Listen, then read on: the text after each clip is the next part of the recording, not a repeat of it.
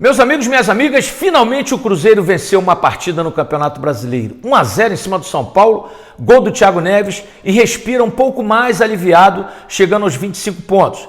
Ainda está na zona de rebaixamento, mas já há uma perspectiva de que ele possa sair. Eu já disse, olhando a tabela aqui, você vê a Chapecoense, o Avaí e o CSA, para mim, cairão. Então teria uma vaga em disputa, né, para cair, que ficaria entre Cruzeiro, entre Ceará, entre Fortaleza, entre Fluminense e entre Botafogo. Eu acho que essas equipes estariam brigando por uma vaga para não cair, né, porque eu acho que Chapecoense, Avaí e CSA cairão. Tudo indica isso. Então o Cruzeiro conseguiu uma vitória importantíssima, a primeira vitória sob o comando do Abel, gol do Thiago Neves. Espero que o Thiago Neves não vá para a rede social ficar sacaneando companheiros de profissão, ficar achincalhando jornalistas, porque ele tem essa mania. Ele andou sumido na baixa, né? Mas ele gosta de provocar, né? Já provocou Mauro César Pereira lá em São Paulo, provoca companheiros de profissão. Então espero que ele tenha repensado, né, a sua vida diante dessas porradas que o Cruzeiro tem tomado. Espero que ele fique sereno com essa vitória, porque o Cruzeiro não conquistou nada ainda, pelo contrário, continua no Z4, na zona de rebaixamento, mas já é uma perspectiva de que o clube possa melhorar e se salvar de um possível rebaixamento. Essas equipes vão lutar para não cair, pela última vaga para não cair. Vou repetir, Cruzeiro, Ceará, Fortaleza, Fluminense e Botafogo. O Galo com 32, o Vasco com 34, eu não acredito, né? Eles vão tranquilamente seguir o seu caminho e conseguir as vitórias para se manterem na elite do futebol brasileiro. Mas o Cruzeiro ainda precisa remar muito, né, para conseguir sair dessa situação. Chegou aos 25 pontos, precisa aí de mais 18, com 43, 44, 19 pontos, né, por aí. Então, 6 vitórias e um empate. A coisa ainda não está consolidada, mas já melhorou bastante com essa vitória sobre o São Paulo hoje. O Galo, lá em Alagoas, estava virando o jogo, virou o jogo, fez 2-1 em cima do CSA no finalzinho, mas acabou o Guga cometendo um pênalti infantil, desnecessário, e o CSA, melhor dizendo, empatou em 2-2 com o Atlético. Gente, foi um dos piores jogos que eu vi na minha vida. Jogo horroroso, primeiro tempo horrível, de dar calo nos olhos, né? Segundo tempo melhorou um pouquinho, mas realmente as duas equipes são muito ruins e não têm o que mostrar de qualidade no Campeonato Brasileiro. Por isso estão nessa situação ruim na tabela. O Atlético com 32 pontos com empate, o CSA com 26 pontos.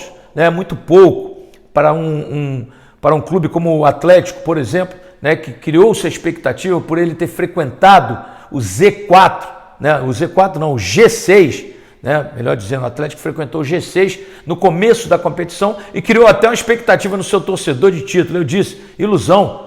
Essa colocação do Galo é ilusória, porque na hora que as equipes que estão preocupadas com a Libertadores forem para o campeonato de verdade, elas vão passar o Galo e vão atropelar e não deu outra. O Galo hoje ocupa a 12ª posição, quer dizer, entre 18 equipes, entre 20 equipes, né, está ali em 12ª, é uma colocação muito ruim para o Alvinegro, que precisa pontuar, né, chegar aos 44 pontos logo, e aí se planejar, se repaginar para o ano que vem. Eu já disse, o trabalho desse diretor de futebol, Rui Costa, é muito ruim, muito fraco, né? Ele ficou 8 anos no Grêmio e não ganhou nada.